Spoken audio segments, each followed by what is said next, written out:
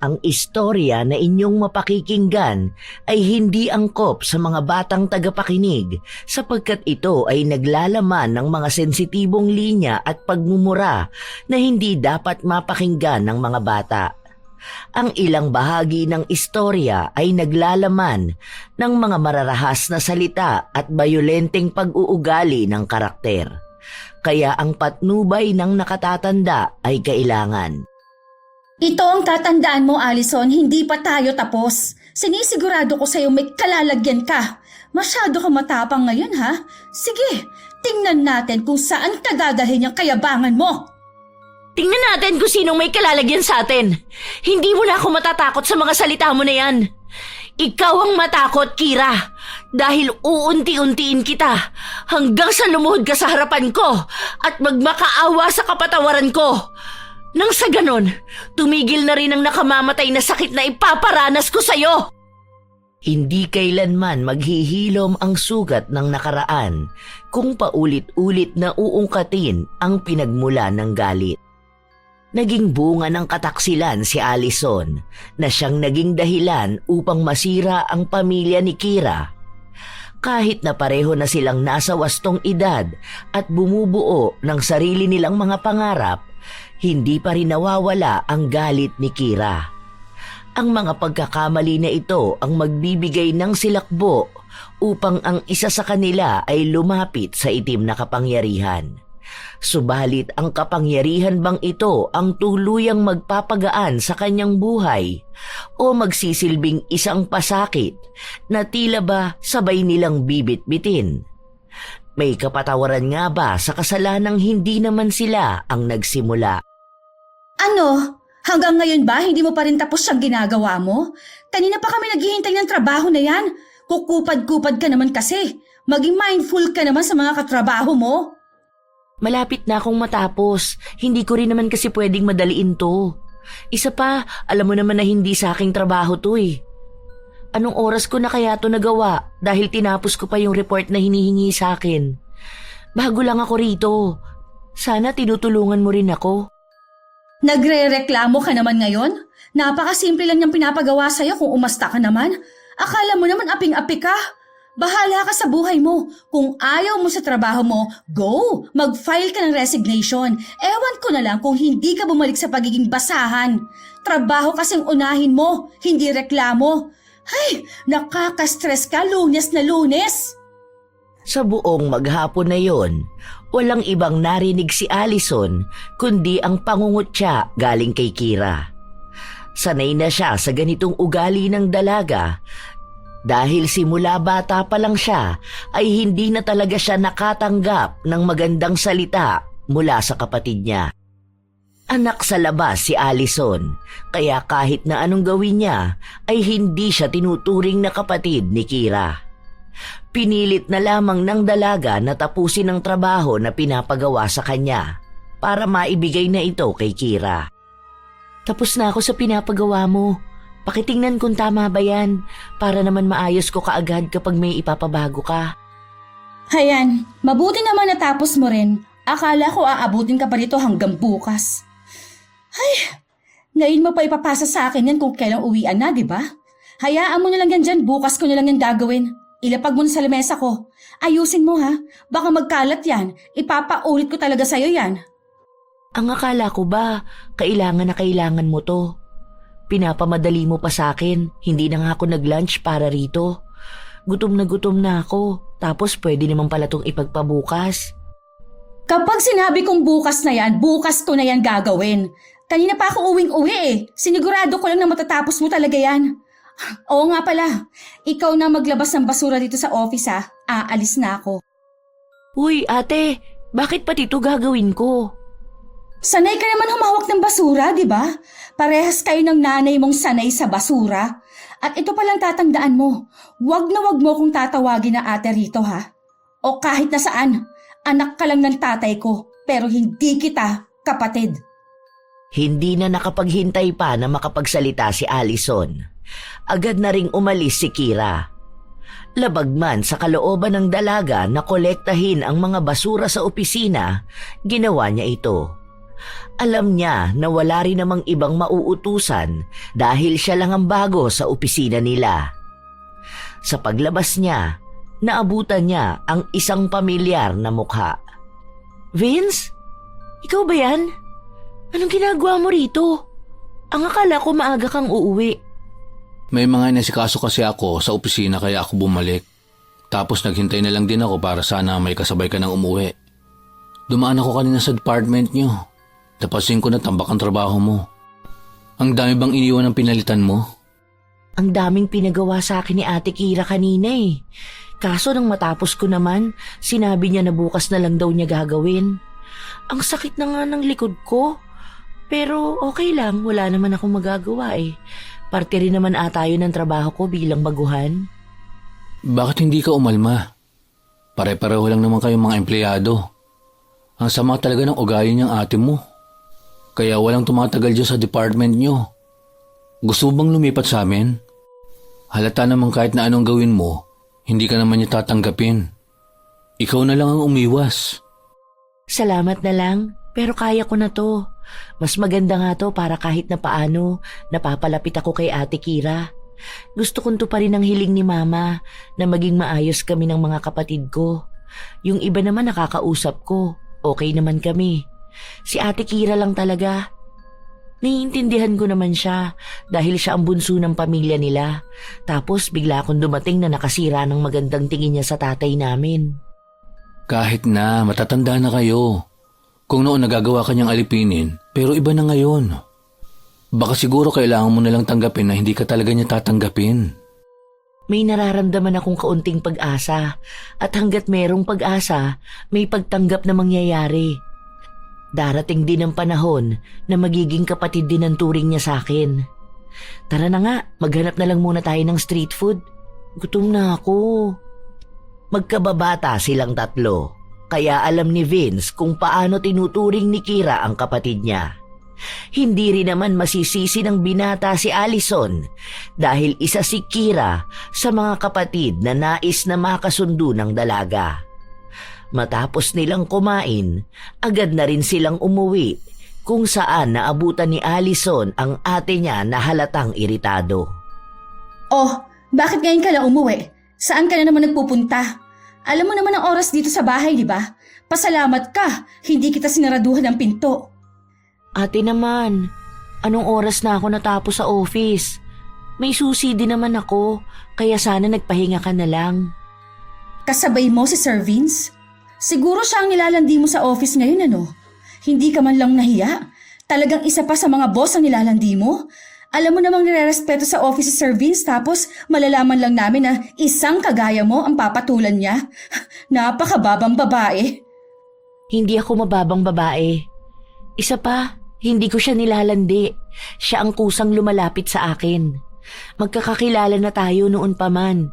Kaya bakit naman pagbibintangan mo ko ng ganyan? Alam kong mga galawan na ganyan, Allison. Ang pagiging malandi pala, namamana talaga, no?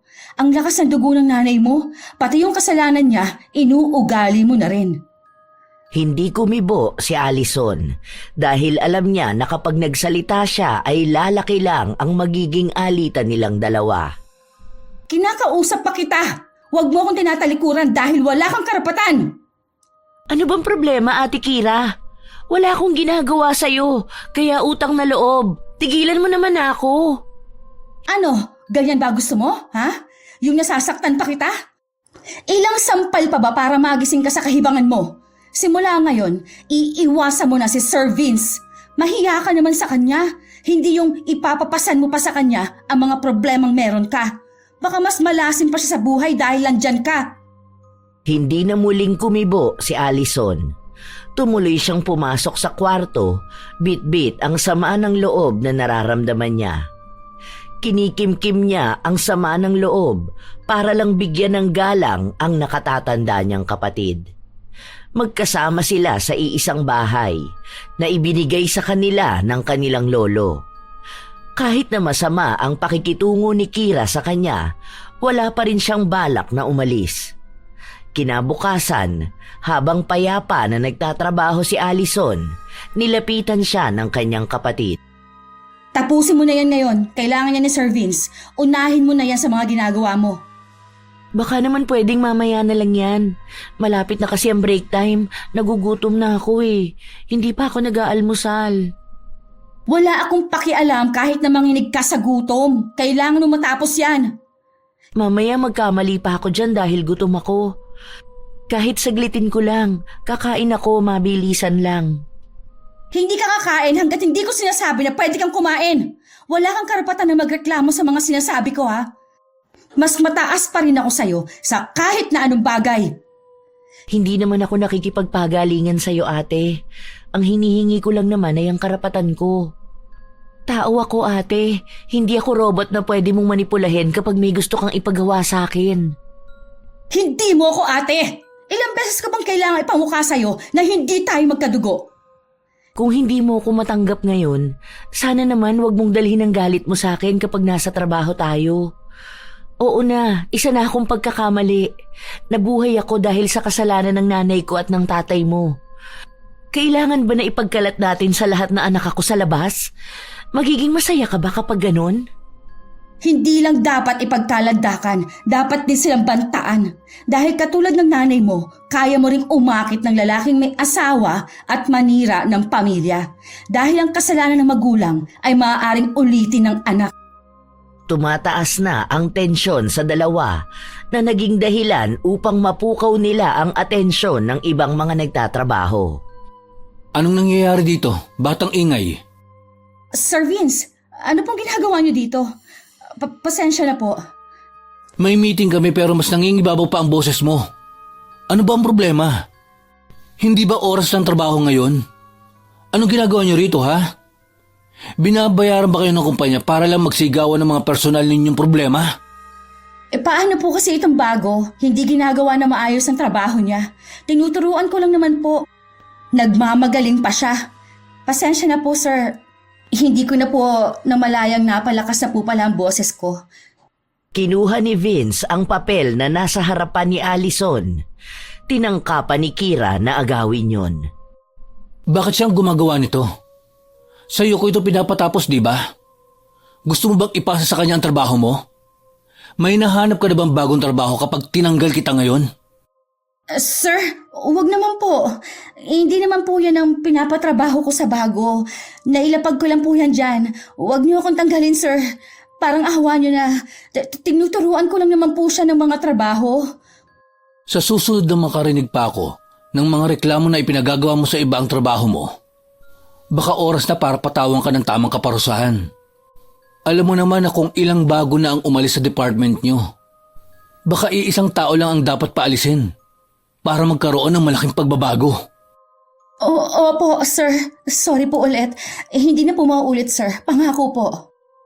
Tumingin pa si Vince kay Allison na nakayuko lang. Matapos nito ay umalis na siya.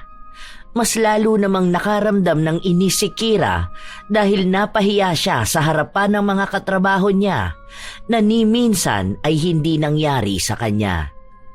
Buwisit ka talagang babae ka. Humanda ka sa akin pag uwi natin. Pinahiya mo ako sa lahat. Hindi kita ipinahiya. Wala naman akong ginagawa sa'yo. Pasalamat ka, kailangan kong magtempi ng galit sa'yo. Dahil kung hindi, ngayon palang masasaktan ka na sa akin. Tapusin mo yung pinagagawa ko. Huwag kang magsusumbong kay Sir Vince. Wala namang magagawa si Allison sa galit ng kanyang ate. Ang alam niya lang ay kahit na paano, naging banayad ang buong araw niya. Hindi siya inutusan ni Kira, ngunit ramdam niya ang nagliliyab na galit sa dibdib ng kanyang ate. Nang kinagabihan na yon, magkasama na naman sila ni Vince. Tara na, sabay na uli tayo. Hindi kasi tayo nakakapag-usap kapag nasa office tayo. May gusto lang sana akong sabihin. Tungkol saan ba? Sa ginawa ko kanina? Ayaw mo bang pinagtatanggol kita? Alam ko naman na may maling pinapagawa sa'yo si Kira. Kailangan lang ng taong magsasalita sa kanya. Oo, nagpapasalamat ako sa'yo. Pero sana kapag nasa office tayo, iwasan mo na muna ako. Para kasing hindi maganda tingnan na ikaw nasa mataas na posisyon habang ako naman baguhan. Marami na kasi ang nakakapansin sa ating dalawa. Alam ko naman na nanliligaw ka sa akin matagal na. Pero pakiusap naman. Ganun ba? Gusto ko pa naman sana na sabay na tayo palaging kakain. Pero tama ka nga. Mukhang hindi rin maganda yun sa trabaho. Pero hindi mo naman ako pinatitigil sa panliligaw ko sa'yo, di ba? Hindi naman. Hindi lang kasi maganda ang mga naririnig ko na baka kaya pumapabor sa akin ang lahat ay dahil naroon ka. Pwede rin ba na huwag ka na maging backup ko? Hayaan mo na lang muna ako sa mga desisyon na ginagawa ko. Hayaan mo ko kapag ang problema ko ay tungkol sa pamilya ko. Hindi ko masasabi na hayaan na lang kita. Depende na lang siguro sa mangyayari. Kung may mananakit sa'yo, hindi ko hahayaan sarili ko na manood na lang. Alam mo naman kung gaano kakahalaga sa akin. Kaya ayoko may ibang tao na mananakit sa'yo. Basta, kahit na anong mangyari, huwag kang gagawa ng papabor lang palagi sa akin. Pangako mo sa akin yan. Ayoko lang kasi na pati ikaw madamay sa galit nila. May mga nagagalit na ba sa akin? Wala naman akong pakialam sa kanila. Ang mahalaga sa akin, ikaw ang huwag magalit. Basta sana naman maintindihan mo ko. Ipangako mo na lang na hindi mo ipapahalata sa lahat na nanliligaw ka sa akin. Susubukan ko. Hindi ako nangangako, pero handa akong subukan. Naging malinaw kay Vince ang nais ng dalaga. Kapag nasa trabaho silang dalawa, para bang hindi sila magkakilala. Pero kapag nasa labas na sila, doon sila mas lalong nagkakalapit.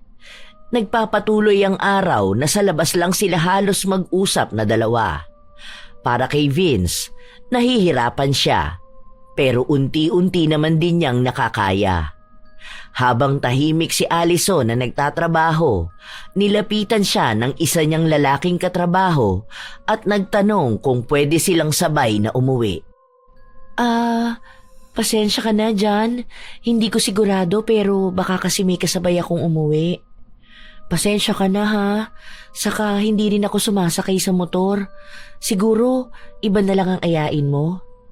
At sino namang makakasabay mong umuwi? Si Sir Vince ba? Wala siya ngayon. Umalis siya dahil may emergency meeting silang pinuntahan. Malamang sa malamang, hindi ka niya sasamahan. Alam nga naman na mas mahalaga ka pa kesa sa trabaho niya. Ano, may relasyon na ba kayong dalawa? Wala kaming relasyon ni Sir Vince. Alam mo naman na bago ako nagtrabaho rito, magkaibigan na talaga kami. Baka naman nagsisimula ka palang akitin siya. Nagpapanggap na mahinhin, tapos malandi naman pala talaga. Hindi na nakakapagtaka. Bakit ko pa ba kailangan sabihin? Halata naman sa'yo. Wala akong nilalandi. Labas ang personal kong buhay sa trabaho. Kaya please lang, Ate Kira, huwag kang gumawa ng kwento. Oops! Napaghahalataan ka na kaagad. Madaling itago ang kalandian mo rito, Allison. Alam kong kaya mo yon. Nagawa na nga ng nanay mo noon di ba? Malamang kaya mo rin gawin yon. Mas masahol pa sa pagiging kabit at anak sa labas ang magagawa mo. Veteranong mga agaw ba naman ang nanay mo Kaya praktisado ka for sure. Hindi ka ba talaga titigil, Ate Kira? Huwag mo akong pagtataasan ng boses. Ang kapal ng mukha mo para ganyanin ako Bakit? May kaya ka na ba ipagmalaki Maalala mo sana kung gaano kalaki ang utang na loob mo sa nanay ko dahil kahit nabunga ka ng kasalanan, siya pa rin ang tumulong para makapag-aral ka. Kaya ayusin mong ugali mo kapag kausap ako. Umirap lang si Kira bago ito umalis sa kinatatayuan niya. Lumilipas ang oras, patuloy niyang pinaparinggan si Allison. Habang si Allison naman ay pinipigilan ng sarili na huwag sumabog sa galit. Hanggang sa sumapit na ang oras ng pag-uwi nila. Nakatanggap ng tawag ang dalaga mula kay Vince at sinabi na hindi siya makakasabay sa pag-uwi. Sakto naman na nakaabang si John na kanina pa naghihintay na sabayan siya ni Allison. Allison, ano na? Tara na. Sumabay ka na sa akin. Ito, kotse na ang dala ko. Kasi ang sabi mo, hindi mo gustong sumakay sa motor. Ihatid na kita pa uwi. Hindi na. Huwag ka na mag-abala dahil kaya ko naman umuwi mag-isa. Hayaan mo na, malapit lang naman ang bahay ko. Commute na lang ako. Sige na, kahit ngayon lang. Pagbigyan mo naman ako. Nakakahiya naman dahil hiniram ko pa ito sa tropa ko. Tapos, hindi man lang kita maihahatid. Wala naman ako masamang gagawin sa'yo eh. Hindi ako ganong klase ng lalaki. Tumingin sa paligid si Allison. Nakita niya ang ate niya na nakatayo mula sa hindi kalayuan at masama ang tingin sa kanya. Nakakaramdam siya ng hiya, lalo pa at hindi naman siya sumasama sa kung sinong lalaki. Pero wala na siyang nagawa kundi ang sumama kay John, dulot na rin ng pangungulit ng lalaki. Huwag ka nang mahiya sa akin ha. Pwede naman din kitang ihatid araw-araw eh. May boyfriend ka na ba? Hindi kasi ako sanay na may ibang naghahatid sa akin pa uwi. Baka kasi ibang isipin ng mga tao. Alam mo naman kung paano sila manghusga. Wala akong boyfriend, pero may manliligaw ako. Eh di, pwede ko pa pala siyang maunahan sa'yo. Nagkaroon ka na ba ng nobyo noon? Hindi pa. Saka ayoko ng ganitong usapan natin, John. Pwede bang iba na lang? Naiilang kasi ako eh. Hindi ka pa nagkakaroon ng boyfriend? Ang ibig sabihin, hindi ka pa nakakasiping ng iba. Ang swerte naman pala ng lalaki makakauna sa'yo. Para tuloy, gusto ko makisali sa paligsahan. Walang paligsahan. Dahil wala akong balak ibigay ang sarili ko sa lalaking hindi pa ako pinapakasalan. Kung tingin mo ay paligsahan ng pagkauna sa isang babae, mali yata yan. Hindi kami bagay na nagiging premyo kapag kayo ang nanalo. Grabe ka naman sa akin. Hindi ba pwedeng humahanga lang ako sa mga babaeng hindi pa nahahawakan ng iba? Ganyan ang gusto ko eh. Masarap. Bitawan mo nga ako! Kung saan-saan na napupunta ang kamay mo, huwag mo akong hawakan! Pakihinto na lang ang sasakyan dahil bababa na ako. Teka, saan mo ako dinadala? Hindi rito ang daan papunta sa bahay namin. Ihinto mo ang sasakyan! Tulong! Kahit humingi ka ng tulong, walang makakarinig sa'yo. Saan kita dadalhin? Sa langit, kasama ko. Nakakatuwa naman. Walang yaka! Ibaba mo ako! Itigil mo ang sasakyan! Tulong! Tulungan niyo ako! Huminto ang sasakyan sa isang liblib na lugar. Nagtangka si Allison na buksan ang pinto, ngunit hindi niya ito magawa. Agad siyang hinigit ni John para mas lalong lumapit sa kanya. Ano na, Allison? Bakit ka ba pumapalag pa? Huwag kang matakot. Sagot naman kita. Ayup ka! Bitiwan mo ako! Wala akong ginagawa sa'yo! Kaya huwag mo akong ganituhin! Matino akong babae! Hindi ako katulad ng iniisip mo! Maawa ka naman! Bakit kailangan mo pang maging matinong babae? Pwede ka namang maging katulad ng nanay mong kabit. Tara na. Ako na ang magpapaligaya sa'yo.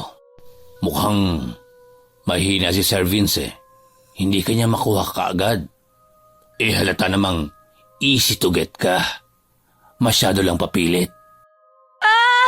Tulong! Tulungan niyo ako! Tulong! Parang awa niyo na! Sige lang. Sumigaw ka lang. Walang ibang makakarinig sa'yo. Tayo lang ang narito. Hindi nila makikita ang gagawin natin. Nanggigigil na ako sa'yo. Ang sarap mo. Kahit tinititigan pa lang kita. Nakakapanlaway ka. Napupuno ng pagnanasa si John habang nakatingin sa katawan ni Allison. Hinigit niya pa ang dalaga at sa paghila niya ay napunit ang pang-itaas na damit nito. Bumungad sa kanya ang malusog na dibdib ni Allison. Grabe. Ako na ang pinakamaswerteng lalaki. Bastos ka! Manyakis ka! Ibaba mo na ako! Maawa ka na sa akin! Nagmamatigas ka pa ha? Itong sayo! Ang sakit! Tigilan mo ko! Nasasaktan ako, parang awa mo na! Nagpatuloy si Jan na sampalin ang dalaga upang manghina ito. Wala na siyang pakialam kung nakikita niya ang dugo na lumalabas sa bibig at ilong ni Allison. Ang gusto lang ni Jan ay ang maangkin ang katawan ng babaeng inaasam niya. Kahit na anong pagmamakaawa ng dalaga, wala siyang ginawa kundi ang piliting hubaran si Allison. Ilang sandali pa, nakarinig sila ng nabasag na salamin. Wisit! Sino yun? Allison? Andyan ka ba? Sir Vince? Hayop ka. Mapapatay kita. Humanda ka sa akin. Ilabas mo si Allison. Sa labis na takot ni Jan, binuksan niya ang pinto at itinulak palabas ang dalaga. Bumagsak sa semento si Allison na naging dahilan para magkaroon siya ng gasgas. Nagmamadali rin namang umalis si Jan dahil sa takot ng kung anong maaaring gawin sa kanya ni Vince. Allison, ayos ka lang ba? May ginawa ba siyang masama sa'yo?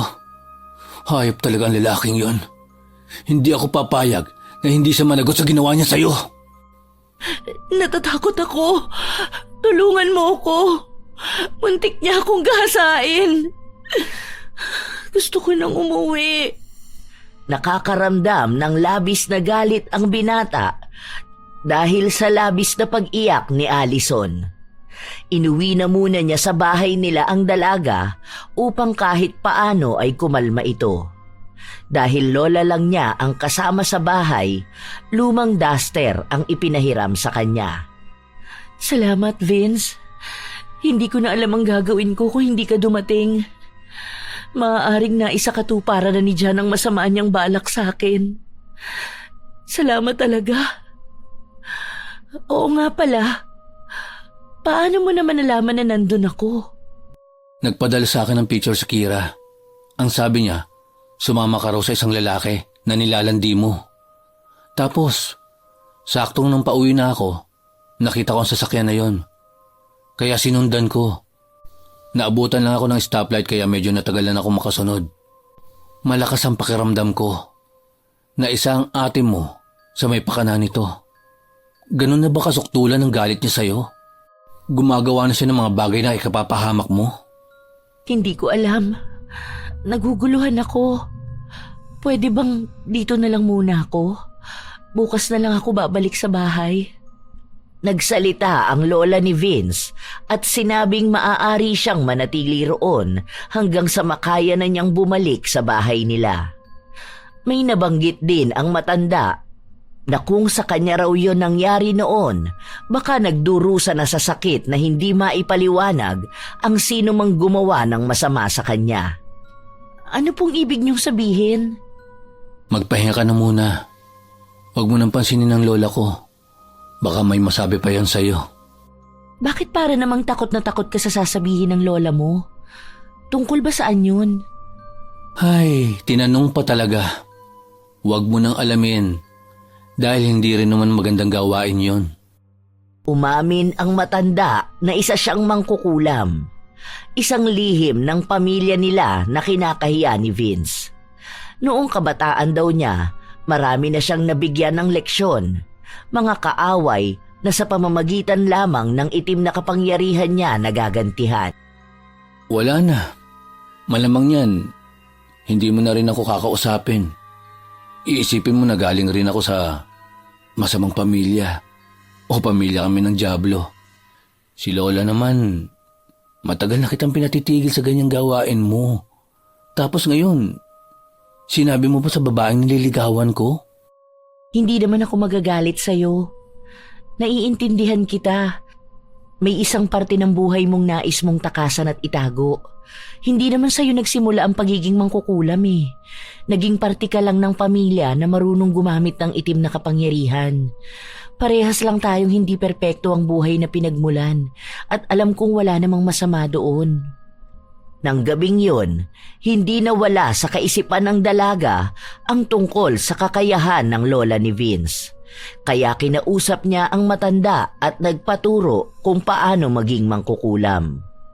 Noong una ay nag-aalangan pa si Allison, ngunit may kung ano sa kalooban niya na nag-uudyok sa kanyang gawin yon.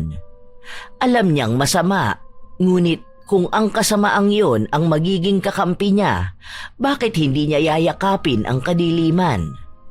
Sinigurado muna ng matanda na desidido siya bago siya turuan sa mga ritual. Kinaumagahan, hindi umuwi si Allison.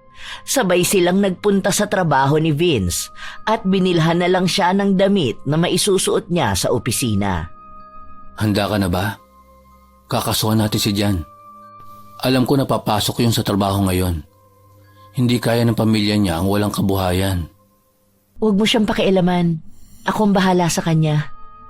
Seryoso ka ba? Ano naman ang gagawin mo sa kanya? Hayaan mong ako ang gumante para sa sarili ko. Ako naman ang lalaban para sa karapatan ko. Susubukan ko. Pero kapag may napansin akong kakaiba, ako na mismo ang kikilos para makasuhan ng walang hiyang lalaking yun. Huwag kang mag-alala dahil hindi na ito magtatagal. Dahil ikaw na rin mismo ang makakakita ng kahahantungan niya.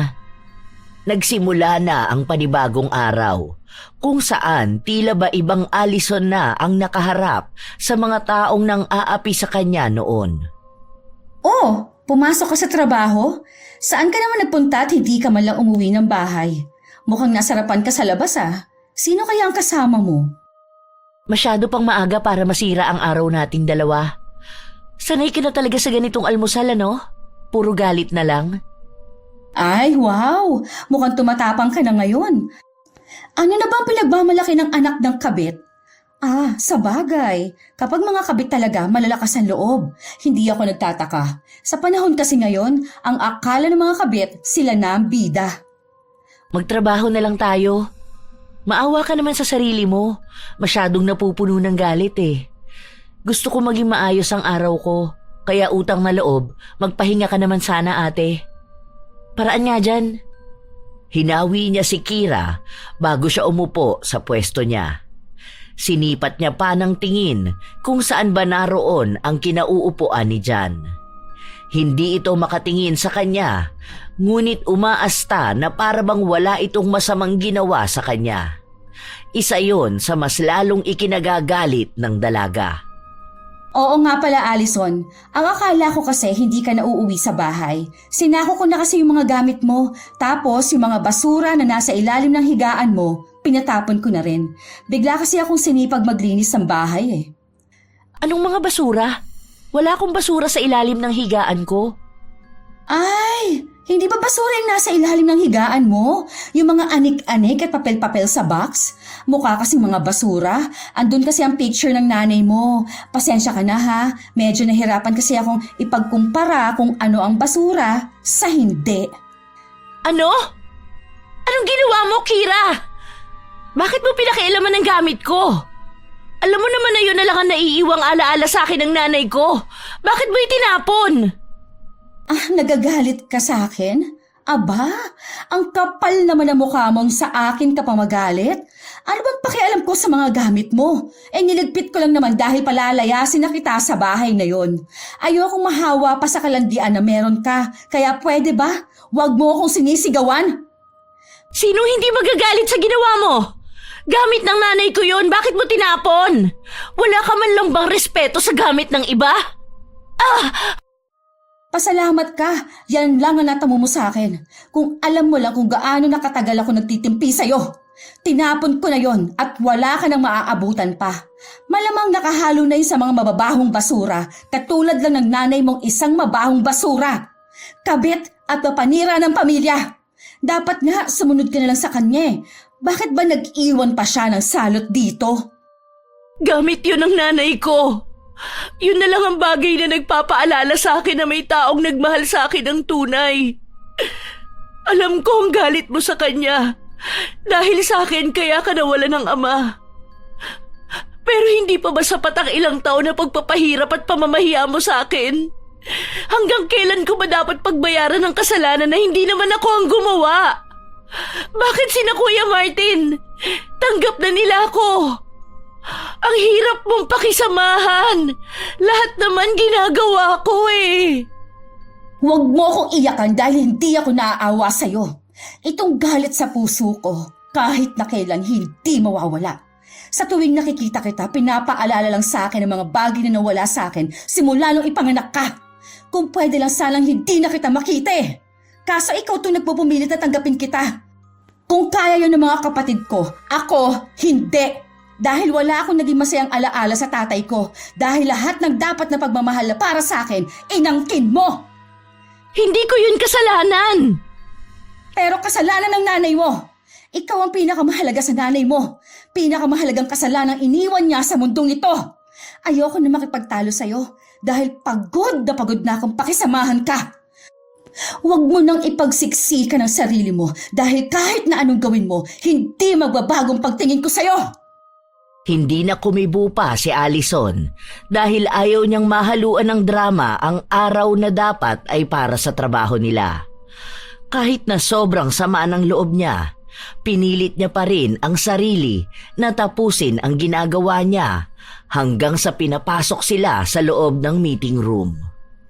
Teka, bakit ako hahawak sa presentation? Yon ang sinabi sa amin para mas matuto ka raw. May mata ka naman siguro, marunong ka magbasa. Kung bobo ka talaga, hindi mo maiintindihan ang nakalagay sa presentation. Huwag kang tanga, bilisan mo na. Sumunod sa loob si Allison. Naabutan niya ang mga may matataas na posisyon sa kumpanya. Naroon din si Vince, kalmado lang na nakaupo. Sandali lang po, bubuksan ko lang ang presentation namin. Nakakaramdam ng kaba si Allison, lalo pa at nakikita niya ang ngisi ni Kira at ang pigil na tawa ng mga kaibigan ng ate niya. Pakiramdam niya ay may ginagawa ang mga ito at hindi nga siya nagkamali sa kutob niya. Nang mabuksan niya ang presentation, bumungad sa kanilang lahat ang mga litrato ni Allison mula sa pagsakay niya sa kotse ni John, ang hubad niyang katawan na kuha sa kanilang bahay at ang iba pang malalaswang litrato na halatang gawa-gawa lang. Nanlamig ang buong katawan ng dalaga sa mga nakita niya. Patayin niyo yan! Anong ibig sabihin nito? Bakit may ganyang mga litrato si Allison? Hala, ano yan? Saan naman ang galing ang mga yan? Ay, sinasabi ko na nga ba, may kakaibang ginagawa ang babae na yan. Bakit yan ang nilagay mo? Iba naman ang pinagawa namin sa'yo ah. Para kanino mo ba dapat ipapadala yan? Sa bago mong kliyente? Hindi ko alam kung saan ang galing yan. Pasensya na po, patawarin niyo ako. Hindi ako may gawa niyan. Sir Vince, alam mong hindi ko kayang sirain ang sarili ko sa harapan nilang lahat. Baka naman kasi may balak kang ipakita yan para maakit mo sila. Effective ha? Nakuha mong atensyon ng lahat. Allison, nagtatrabaho ka sa isang sikat at magandang kumpanya. Huwag mong ipahiya mga kababaihan sa harapan ng mga boss natin. Tapos ano pang pinagkakalat mo? Na lahat ng kalalakihan dito naaakit sa'yo? Tapos ngayon, si Sir Vince ang nilalandi mo na. Alam mo bang nananahimik na lang kami kapag naririnig namin sa mga kalalakihan dito na naikakama kanila ng libre? Hindi yan totoo! Wala akong ginagawa! Hindi na napigilan pa ng dalaga na maiyak. Pakiramdam niya ay nakahubad na siya sa paningin ng mga tao sa loob ng opisina. Wala nang paglagyan ang hiya niya at ang mga paninirang naririnig niya ay tila ba umuukit na rin sa pagkatao niya. Agad siyang umalis at nagtungo sa isang tao na alam niyang makakatulong sa kanya. Lola, pagod na akong kontrolin ang galit ko. Naging mabuti naman akong tao. Pero para bang ang sama kong nilalang dahil lang sa kasalanan na hindi naman ako ang gumawa. Tulungan mo ako, Lola. Gusto kong gawin ang sinasabi mo sa akin tungkol sa pagiging mangkukulam. Desidido na po ako. Nararamdaman ng matanda ang pagiging desperada ni Allison at ang awa niya rin sa dinaranas nito. Inilabas ng matanda ang 5 manika at ibinigay ito sa dalaga. Ipinaliwanag sa kanya na walang ibang tao na dapat makaalam ng ginagawa niya. Dahil sa oras na malaman ito ng iba, maaaring magkaroon ng problema sa pagsasailalim ng kaluluwa niya sa kadiliman. Inabisuhan din siya na kapag sinimulan na niya ito, mahirap nang makalaya pa. Wala nang pakialam ang dalaga sa mga mangyayari o magiging balik sa kanya. Ang alam niya lang, nais niyang makaganti sa mga taong namahiya sa kanya. Pauwi na si Allison nang masalubong niya si Vince. Kanina pa kita tinatawagan. Mabuti na lang nagpunta ako rito. Wala kasi sumasagot sa bahay niyo. Aalis na ako sa bahay na yon. Ngayong araw mismo. Kailangan ko lang makuha mga gamit ko. Saan ka na naman pumunta? May lilipatan ka na bang bahay? Maghahanap ako ng bahay. Siguro naman may makikita ko ngayon. Ayoko na. Hindi ko na kaya pang pakisamahan si Ate Kira. Totoo nga talaga na hindi kami pwedeng tumira sa iisang bahay. Sorry sa mga nangyari sa'yo. Huwag kang mag-alala. Nagawan ko na ng paraan. Nakausap ko na ang mga boss at naipaliwanag ko na ang mga malimbintang sa'yo. Magsasagawa rin kami ng investigasyon para mapanagot ang sino mang nananabotahe sa'yo. Gusto mo bang maglib muna? Papasok pa rin ako sa trabaho. Hindi ako papayag na basta na lang nilang masisira ang buhay ko.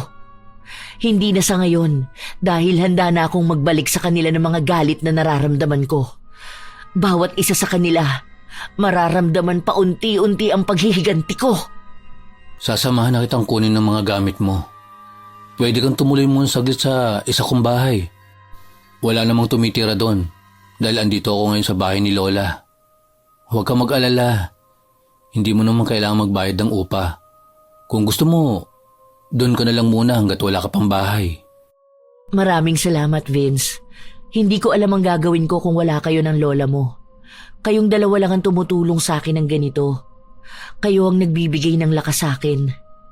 Bakit ang lola ko? Huwag mong sabihin may ibinigay na offer sa'yo si Lola. Ako na ang bahala sa bagay na yan. Hindi makumbinsi ni Vince ang dalaga na sabihin sa kanya ang naging usapan nila ng kanyang lola. Pero alam na niya na may kinalaman itong lahat sa itim na kapangyarihan. Kinabukasan, pumasok si Allison.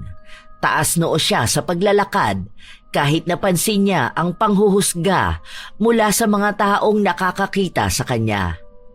Wow! Pumasok ka pa pala? Grabe ang kakapala ng mukha mo, ha? Ganyan ka na ba kalala? Matapos ng mga revelasyon kahapon? Proud na proud?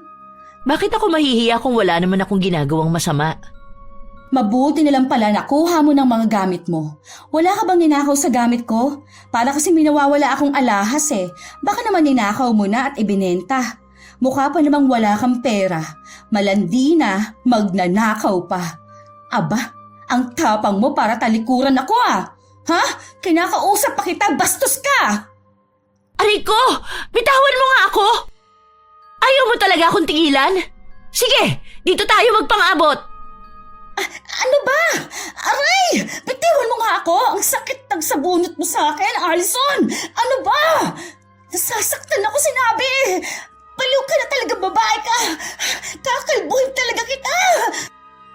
May katagalan din ang naging away ng dalawa. Walang pumipigil sa kanila at wala man lang umaawat. Hanggang sa hinila ng kaibigan ni Kira ang dalaga at itinulak palayo. Doon lang nagsimula ang iba na pumagitna sa kanila.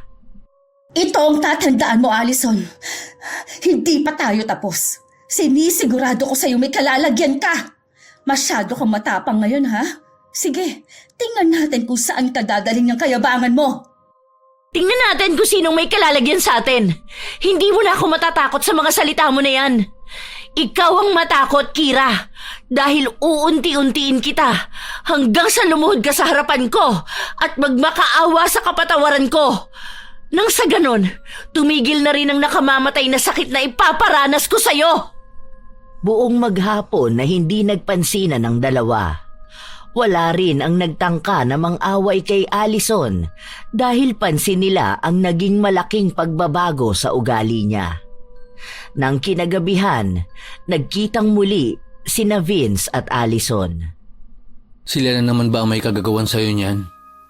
Hayaan bukas. Ako ang gagawa ng paraan para mailipat ka na ng department. Hindi na maganda ang nangyayari. Parehas na itong nakakaapekto sa trabaho at sa personal mong buhay. Huwag ka na mag-alala sa akin. Alam ko na ang ginagawa ko. Ayokong umalis doon dahil gusto kong makita ang mangyayari sa kanila. Gusto kong masaksihan itong lahat. Umamin ka nga sa akin, Allison. Nagpapatulong ka ba sa lola ko mangkulam? Hindi ka naman madadamay rito eh. Hayaan mo na lang ako. Anong hindi ako madadamay? Ayoko na maging katulad kanya. Hindi ka dapat mabalot ng kadiliman. Ayoko na pagsisihan mo itong lahat. Alam mo bang may malaking sumpa ang mapupunta sa'yo sa oras na gawin mo yan? Kapag natalo ka ng isang albularyo, maibabalik ang lahat sa'yo. Ikaw lang ang mapapahamak sa pangiganda mong gagawin. Lumaban tayo ng patas. Andito naman ako. Tutulungan kita. Huwag kang magpasakop sa kadiliman. Salamat sa paghatid mo sa akin dito. Sige na, umuwi ka na. Magkita na lang tayo bukas. Wala nang ibang nagawa pa si Vince. Hindi niya rin naman mapilit ang dalaga na makinig sa kanya at huwag magpasakop sa kadiliman. Mula sa loob ng bahay, inilabas ni Allison ang mga manika. 2 pa lang ang nakukuhanan niya ng buhok. Nais niyang makita kung ano nga ba ang mangyayari sa kanila sa oras na patawan niya ng sumpa ang mga yon. Sinimulan niya ang pagsisindi ng kandila habang nag-uusal ng ritual. Nagsisimulang lumamig ang loob ng bahay at maging magalaw ang sindi ng kandila. Sinimulan na niyang itarak sa manika ang buhok na nakuha niya mula kina Kira at John. Pinahabol niya pa ang buhok na nakuha niya sa kaibigan ni Kira. 3 kaluluwa kaagad ang iaalay niya sa kadiliman. Kinabukasan, pagpasok niya sa trabaho, huling dumating ang 2. Bagay na hindi naman nangyayari noon dahil palaging sila ang maagang nakakarating sa opisina. Buwisit talaga. Bakit ba ang kati ng buong katawan ko? Ang dami mo namang butlig sa katawan. Nakakadiri tingnan. Nagnanaknak pa. Naliligo ka pa ba? Mas nakakadiri ang pagkatao mo. Pwede bang manahimik ka? Nangangati na nga ako eh. Hindi ko mapigilan. Sobrang kati na. Kahit nagdurugo na to, hindi ko mapigilan ang kamay kong kamutin. Buwisit naman oh. Nasaan na ba si Lily? Narinig ko kanina na hindi raw makakapasok dahil nasa ospital siya. May sakit ba siya? Magkausap lang kami kagabi ah. Baka nakakalma na rin katulad sa'yo. Nangangati ang bibig niya, tapos may mga butlig na nagnanana. Ganyan sa'yo. Pero mas malala lang yung nangyayari sa'yo kasi buong katawan na. Sobrang kati! Nakakainis! Aray! Ang sakit kapag nakakamot ko pero hindi ko naman mapigilan. Bumabaon na ang mga kuko ni Kira sa kanyang katawan. Halos gusto na niyang itali ang kamay niya para lang mapigilan siya sa pagkamot. Kahit nahawakan siya ng mga katrabaho nila, masyado siyang malakas. Tila ba hindi niya kontrolado ang sarili niya. Ay, ayoko na ng ganito. Hindi ko na kinakaya ang sakit at ang kati ng katawan ko. Tulungan niyo ako. Dalhin niyo ako sa doktor. Maawa na kayo sa akin, hindi ko na kaya. Sobrang kati na. Lahat sila busy dahil may hinahabol na deadline. Ako na lang ang sasama sa'yo. Ayoko sa'yo, huwag kang lumapit sa akin. Bakit parang ako pa ang may nakakahawang sakit sa atin ngayon? Hindi ba ikaw ang mas nakakadiri? Pasalamat ka nga na tinutulungan pa kita. Kung ayaw mo, mag-isa ka dyan. Bahala kang lamunin ang sarili mong kasamaan. Tutal, deserve mo naman yan kaya magdusa ka. Oo na. Samahan mo na ako. Hindi ko na to kaya. Ay, para na ako mamamatay sa kate. Nagpaalam si Allison na dalhin si Kira sa ospital. Habang nasa biyahe sila, hindi mapigilan ni Kira na kamutin ang kanyang katawan.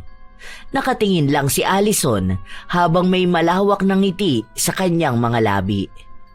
Ano ba nakakatawa? Tingin mo ba masaya ako sa nangyayari sa akin, ha?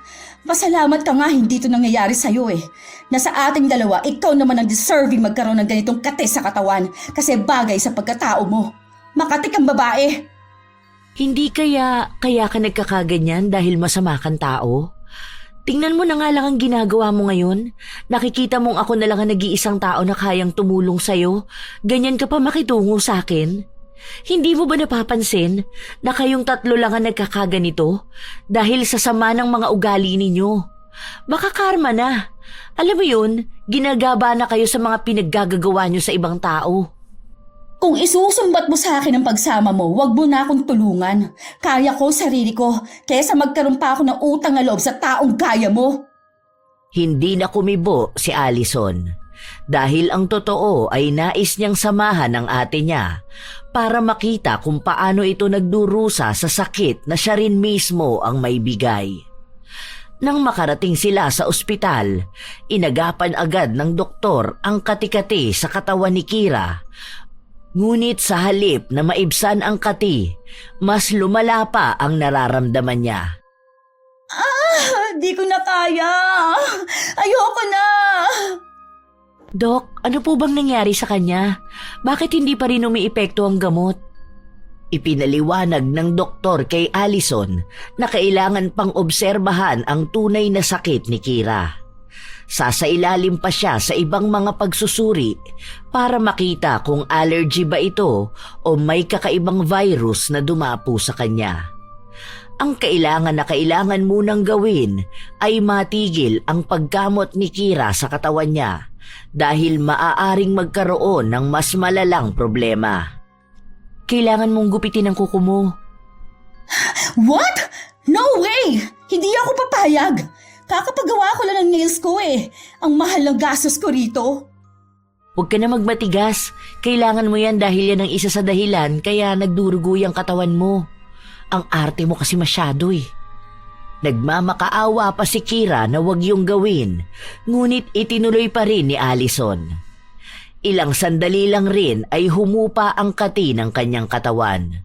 Doon naman nila nakita ang dalawa pa, si Lily na kaibigan ni Kira at si John. Oh, John, nandito ka pala? Siya ba ang asawa mo? Ang ganda niya pala, no? Anong nangyari sa'yo? Parehas ba kayo ni Kira na ginagaba na? Tingnan mo ang buong katawan mo. Inuuod na yata. Pwede ba, Allison? Hindi ka nakakatulong sa akin. Nakikita mo nang hirap na ako sa nangyayari sa akin. Hindi ko nga alam kung anong klaseng sakit to eh. Kahit ang mga doktor, walang makitang findings. Baka nahawa ka na sa mga babae mo. Sana naman wag mong mahawaan ang asawa mo. Mukhang mabait pa naman. Parang ang perfect na nga niya eh. Tapos ang pakilala mo sa office natin, single ka? Dahil sa sinabing ito ni Allison, nag-away ang mag-asawa. Ilang malalakas na hampas ang tumama sa katawan ni John at ilang matutunog na mura. Mukhang alam na ng asawa niya ang mga kalokohan na ginagawa niya at ang pagiging babaero niya. Sumabat naman si Lily na nagagalit dahil sa gulong dulot ni Allison. Shh! Huwag ka na magsalita muna, Lily. Kasi nabubulok na ang bunganga mo. Ayan kasi, ang dami mong masasamang sinasabi sa kapwa mo. Ang baho ng hininga mo, kasing baho ng nabubulok mong budhi. Manahimik ka na sabi, Allison eh. Umalis ka na nga rito. Sa halip na makatulong ka para gumaan ang kalooban namin, naging dagdag stress ka pa. Huwag ka mag-alala, Ate Kira. Iuuwi pa kita sa inyo. Akong bahala sa'yo. Kasi Kawawa ka naman. Ang pangit na ng mukha mo. Puro ka pakalmot. Ang dami mo pa namang gasto sa mga skincare mo. Tapos, magiging galisin ka lang? Sa mga sandali na ito, walang paglagyan ang tuwa na nararamdaman ni Allison. Nakikita niya ang mga taong gumawa sa kanya ng masama. Nagdurusa ang mga ito sa sakit na walang lunas. Alam niyang hindi sila magagamot ng mga doktor dahil siya lang ang may kakayahang bumawi ng kulam na ginawa niya. Katulad ng sinabi niya, hinatid niya ang kapatid sa bahay nito.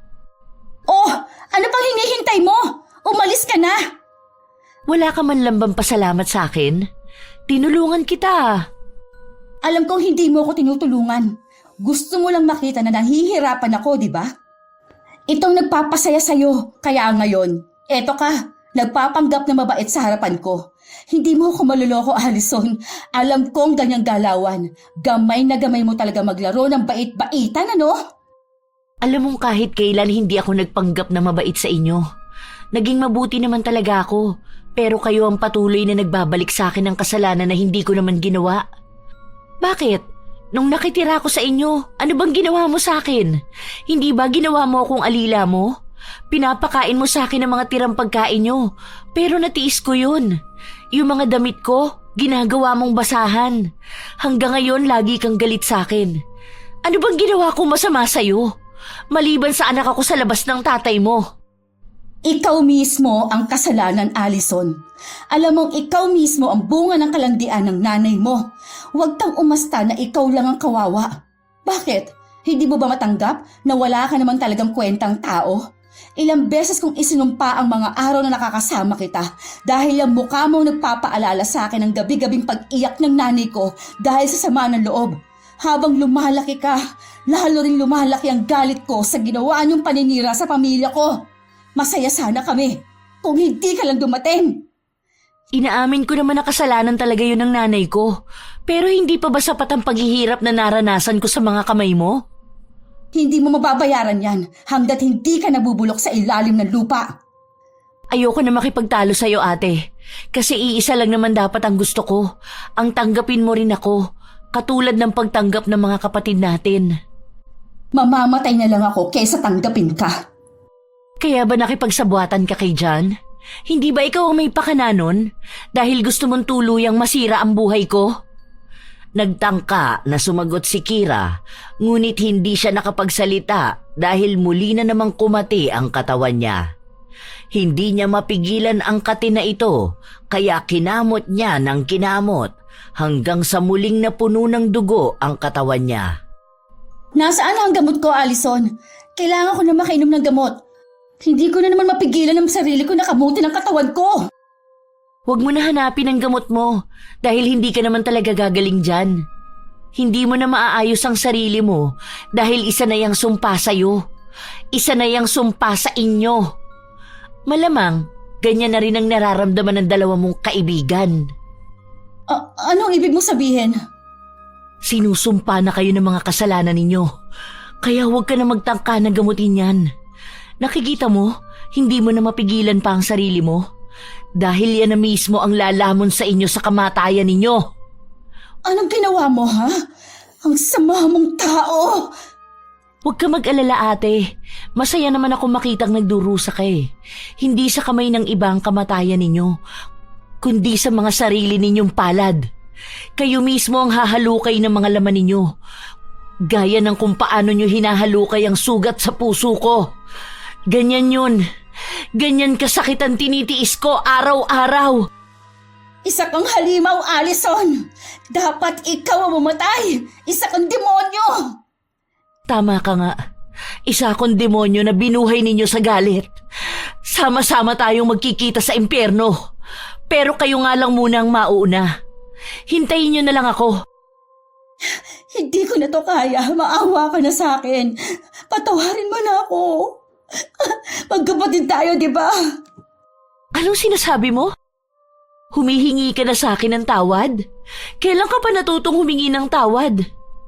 Parang kanina lang, sinabi mong mas gugustuhin mong mamatay kesa tanggapin ako. Hirap na ako, parang awa mo na. Hindi mapigilan ng mga kamay kong kamuti ng katawan ko. Ramdam ko ang hapdi ng balat ko at para na ako naliligo sa sarili kong dugo. Parang awa mo na, Alison. Napakasarap pala sa pandinig ng sigaw ng pagdurusa mo. Ganito pala yon. Napakasarap palang panoorin kung paano mo balatan ang sarili mo. Naaamoy mo ba ang dugo mo? Naaamoy mo ba ang maitim na budhi mo, Ate Kira? Alam mo, sa lahat, ikaw ang may pinakamasamang ginawa sa akin. Kaya ngayon, hindi ako magdadalawang isip na patayin ka. Hindi ko na talaga kaya, Alison.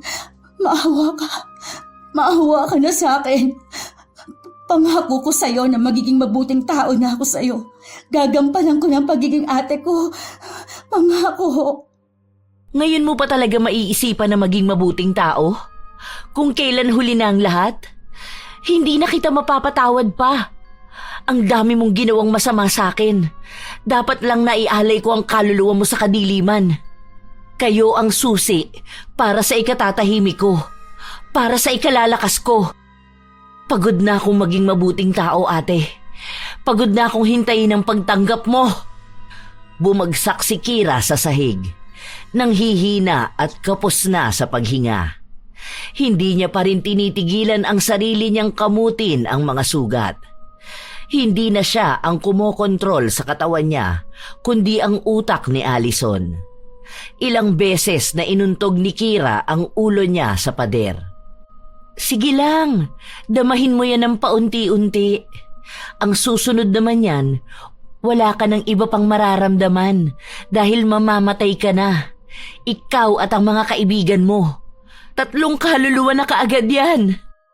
Alison, maawa ka na. Alam kong marami akong pagkukulang sa'yo. Huwag mong hayaan na matalo ka ng mga pagkakamali na yun. Huwag mong hayaan na matalo ka ng kasamaan. Pakinggan mong mabuti ang kabutihan ng puso mo. Alam kong hindi yan nawawala. Hindi mo na ako makokonsensya dahil wala na akong ibang kayang pakinggan ngayon kundi ang galit kong puso. Sana noon palang pinakinggan mo na ako. Sana noon palang nagsisi na kayo. Napupuno ng galit ang buong bahay hanggang sa biglang may pumasok na isang tao na nagpahupa ng tensyon. Alison, itigil mo na yan, utang na loob. Dala ko ang mga manika. Parang awa mo na. Tigilan mo na to. Anong ginagawa mo rito, Vince? Bitiwan mo ang mga manika! Alam kong hindi ka na nakakapag-isip ng maayos ngayon, Alison. Nababalot ka na ng kadiliman. Huwag mong hayaan na mawala ang dating Alison na nakilala ko. Ang babae na minahal ko ng lubusan. Alam ko na may kasalanan ako rito. Hindi kita pinigilan nung inalok ka ni Lola. Pero huwag naman ang umabot sa ganito kalala. Umalis ka na rito, Vince. Tatapusin ko na to at ayokong makita mo lahat ng gagawin ko. Hindi maaaring hindi kita pakikialaman. Sagot kita, Alison. May pakialam ako sa lahat ng ginagawa mo, lalo na kung alam kong ikapapahamak mo ito. Huwag mong pakinggan ang galit mo. Hindi sa lahat ng bagay kailangan mong gumanti ng kasamaan laban sa kasamaan. Please lang, pakinggan mo ako. Wala kang alam! Hindi mo alam ang pinagdaraanan ko! Itong klase ng paghihiganti na lang ang kaya ko dahil dito na lang ako makakabawi. Kapag nagawa ko na ito at nagkaroon ako ng itim na kapangyarihan, ibig sabihin wala nang kahit na sino ang aapi sa akin. May pagtatanggol ko na ang sarili ko. Kaya umalis ka na rito! Ibalik mo sa akin ang mga manika! Mali ka, Alison. Naiintindihan kita. Alam ko ang pinagdaraanan mo. Nasa pamilya ako ng mga mangkukulam. Alam ko ang galit na nararamdaman mo mula sa mga taong ipinapasa sa akin ang kasalanan ng lahi namin. Katulad mo, naisipan kong gumanti sa kanila. Pero hindi matatapos ang paghihiganti kahit pamapatay mo sila. Dahil mananatili sa puso mo ang galit. Babalik at babalik yan sa'yo. Bubuhayin ka niyan. Lalamunin ang tunay mong pagkatao. Hanggang sa hindi mo na alam ang gagawin mo. Tama siya sa mga sinasabi niya, Alison. Alam natin kahit na anong mangyari, hindi ka rin patatahimikin ng konsensya mo. Gabi-gabi kang dadalawin ng galit. Patawarin mo ako, kapatid ko. Kung hindi dahil sa akin, hindi ka magkakaganyan. Tumigil na kayo! Tumahimik na kayo! Walang magpapatawad! Hindi ako magpapatawad! Sa pagsigaw ng dalaga, tumalsik si Vince sa lakas ng hangin na tumama sa kanya. Bumagsak ang 3 manika. Ngunit may isang hawak si Vince. Walang nakatarak na karayom doon. Tatapusin ko na itong lahat. Mamamatay kayo. Iaalay niyo ang buhay niyo para sa kapangyarihan na makukuha ko. Sandali. Idamay mo na ako. Kapag pinatay mo sila, madadamay ako. Kailangan ko rin pagbayaran ang lahat. Sa lola ko nagsimula ang ganitong desisyon. Sa akin mo ito tapusin. Hindi kita pinigilan. Hindi kita naipaglaban. Itinarak ni Vince ang isang karayom na may patak ng dugo niya sa isang manikang hawak niya. Dahil sa ginawa niya ay natigilan ng dalaga na ituloy ang ritual. Ano bang ginagawa mo? Nababaliw ka na ba? Ngayon mo patunayan sa akin na wala na ang babaeng minahal ko. Na hindi ka na marunong magpatawad. At wala ka ng konsensya. Kung tunay na kapangyarihan ang hangad mo, isama mo ang kaluluwa ko sa kabayaran. Gawin mo na, Allison.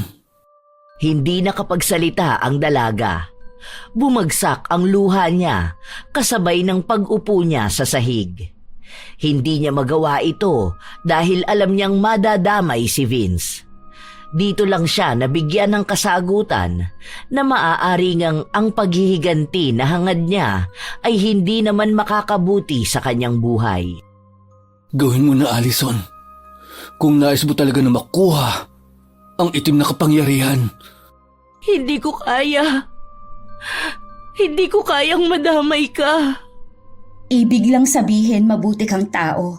Hindi nawawala sa iyong kabutihang taglay mo. Patawarin mo ako kung hindi ko rin yun nakita sa'yo. Patawarin mo kami. Hayaan mong bumawi ako. Hayaan mong makabawi si ate. Nakaramdam ng paglambot ng puso si Allison. Kahit na may kurot ng galit ang nararamdaman niya, ipinagpatuloy niya pa rin na magpatawad. Kinuha niya ang mga manika. Pinalibutan niya ito ng mga kandila at nagsimulang usalin ang ritual. Habang ginagawa niya ito ay nakakaramdam siya ng sakit sa kanyang katawan, ngunit pinagpapatuloy niya pa rin. Para bang siya na ang nakakaramdam ng mga sakit na dinudulot niya sa iba. Anong nangyayari sa'yo, Allison? Dumudugo ang ilong mo. Binabawi niya ang sumpa. Kailangan mong maging malakas. Labanan mo ang kadiliman. Alam kong makakaya mo yan. Kayanin mong labanan yan, kapatid ko. Gusto kong mabasa mo pa ang huling sulat na bigay sa'yo ng nanay mo. Hawak ko yun. Hindi ko itinapon ang mga gamit niya. Maging maayos ka lang, Allison. Pangako, aayusin ko ang lahat. Tinatangay ng hangin ang dalaga patungo sa kawalan. Pakiramdam niya ay para siyang isang manika na tinatahi ng paulit-ulit. Lumalakas ang hangin, kumakapal ang itim na hamog, ngunit patuloy na lumalaban si Allison. Naririnig niya ang sinasabi ng dalawa na mas lalong nagpapalakas ng puso niya na labanan ang lahat. Ilang sandali pa, namatay ang mga kandila at bumagsak ang dalaga sa sahig. Allison, nagawa mo. Nagawa mo makalabas sa kadiliman. Halika rito. Alam ko nanghihina ka pa. Nawala ng mga kati sa katawan ko. Salamat. Sandali lang. Kailangan ba niya ng tubig? Oo. Pakuha na lang ako. Eto, painumin mo muna siya para makabawi siya ng lakas. Sa akin na yata ibinabalik ang lahat. Baka ako na ang mamamatay. Hindi yan mangyayari. Nakalabas ka sa kadiliman. Ibig sabihin, hindi ka nagpasakop sa galit mo. Huwag mo na uli gagawin ng bagay na yan, ha? Paano ang lola mo? Sabi niya, ibibigay niya sa akin ang itim na kapangyarihan.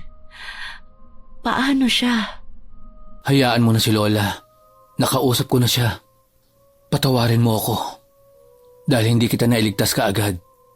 Hindi ko naman akalain na gugustuhin mong makuha ang itim na kapangyarihan. Ano na ba ang nararamdaman mo? Ang sakit ng katawan ko. Pero kahit paano, nagiging maayos na ako.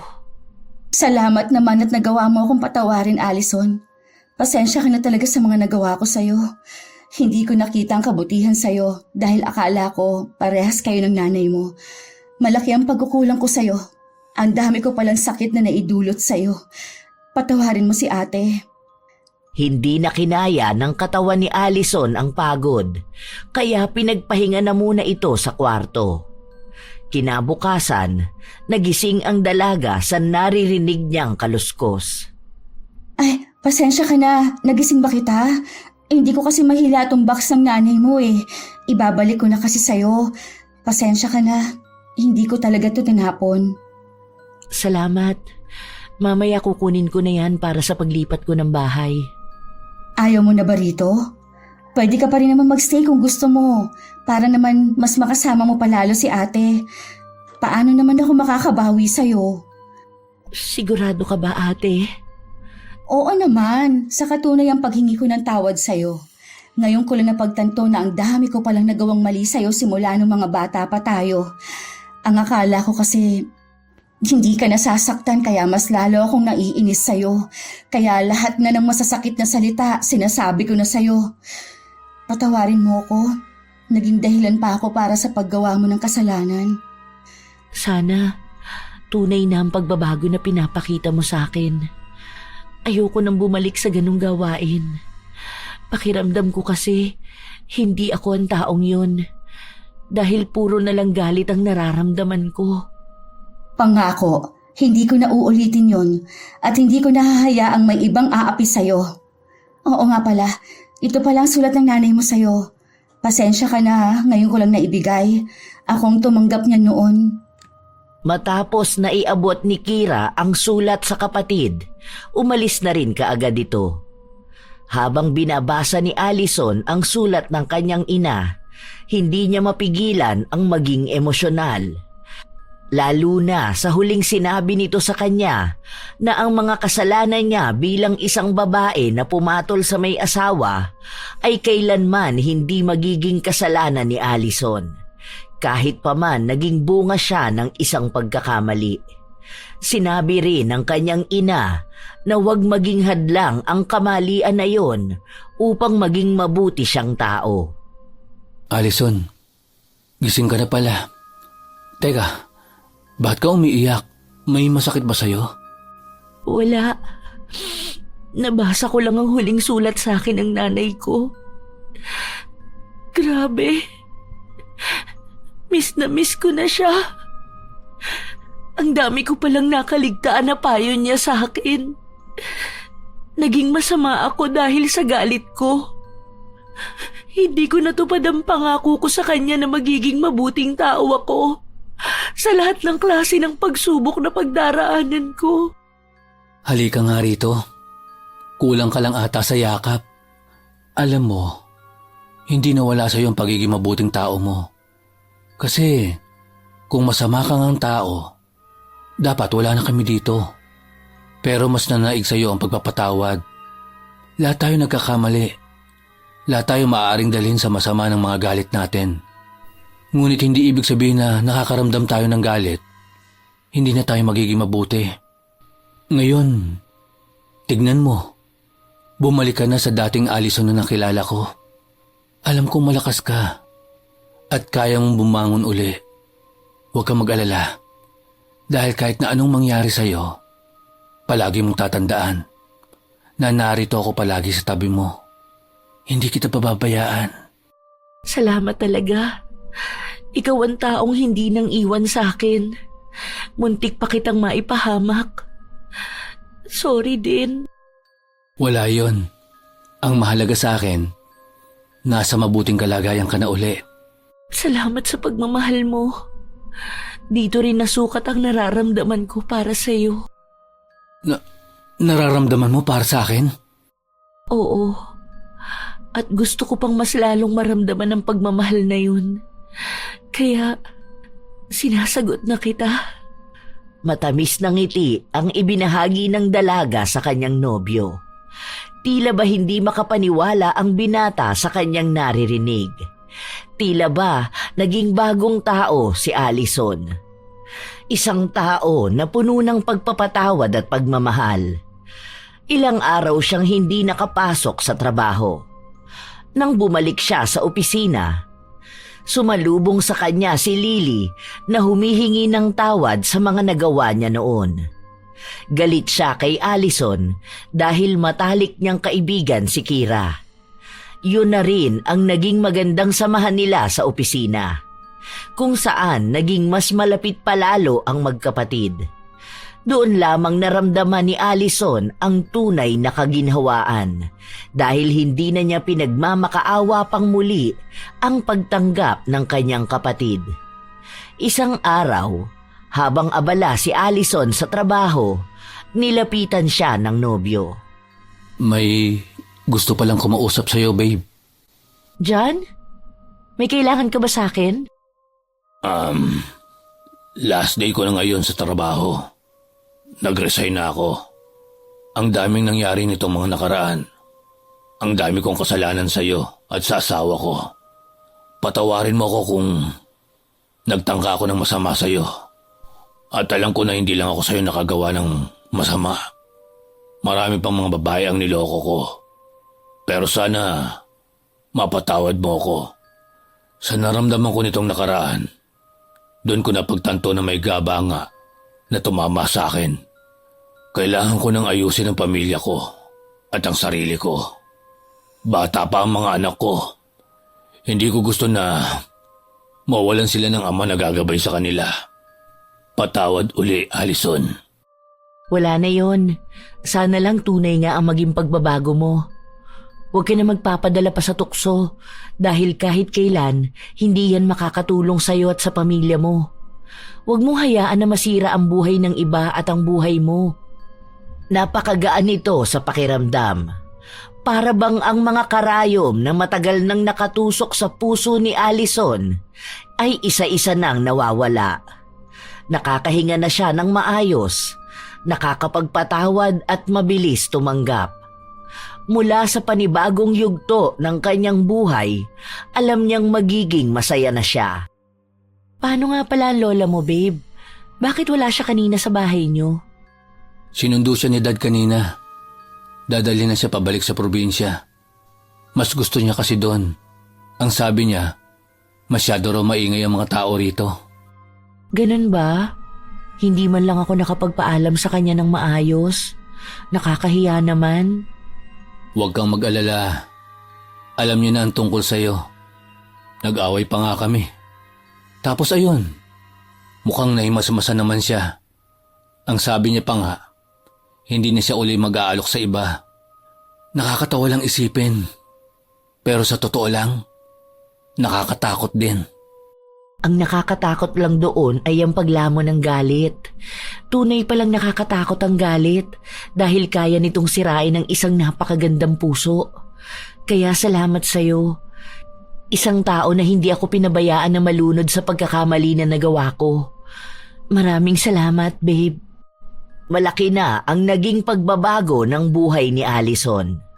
Nagagawa na niyang ipakita sa lahat kung sino siya at hindi na mangangamba na may parte ng nakaraan niyang nais niyang takasan. Naging maganda ang daloy ng trabaho niya. Naging masaya ang relasyon nila ng nobyo at higit sa lahat ang samahan nila ng ate niya. Madalas na silang magkasama kapag meron silang pagkikita kasama ang mga kamag-anak nila. Inaaway ni Kira ang sinumang tao na umuungkat ng nakaraan nila at sinasabi na si Allison ay hindi isang kasalanan dahil isa lang din siyang walang muwang na batang isinilang noon. Hindi niya pinili ang mga magulang niya, ngunit ang maganda ay pinili niyang maging mabuting tao. Sa paglipas ng panahon, nabaon na sa nakaraan ang lahat ng sakit. Napatunayan niyang sa paglipas ng panahon, ang mga sugat ay tuluyang maghihilom. Hindi na nila kailangan pang magpasakop sa itim na kapangyarihan dahil ang pagpapatawad ang siyang magbibigay ng daan sa tunay na paglaya. Shout out sa mga minamahal na apo ni Lola Telang.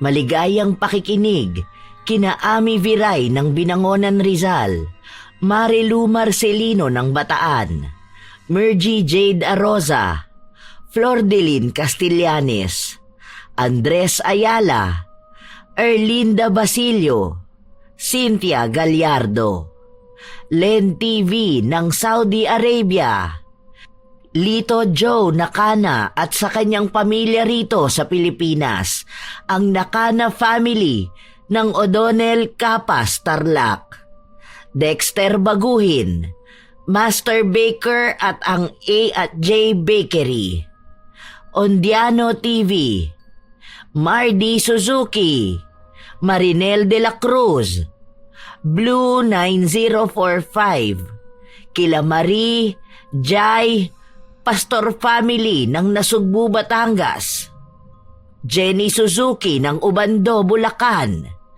Lovely Villar ng Negros Occidental, Susan Abaha ng San Andres Bukid, Manila, Samuel Gamboa, Michael Gamboa, Raquel Hasegawa, Reren Umbahen, Clarissa Telo, Rhea Reyes, kina Marian at Rachel May, Raquel Torno, Loida Sadicon ng Marinduque, Kari Katarig ng Biliran, Leyte, kay Ami Yong, at kay Hazel Fiesta na isa sa mga top commenter ng ating channel. Ito ang inyong Lola Telang at maraming salamat sa inyong suporta at pakikinig, mga apo.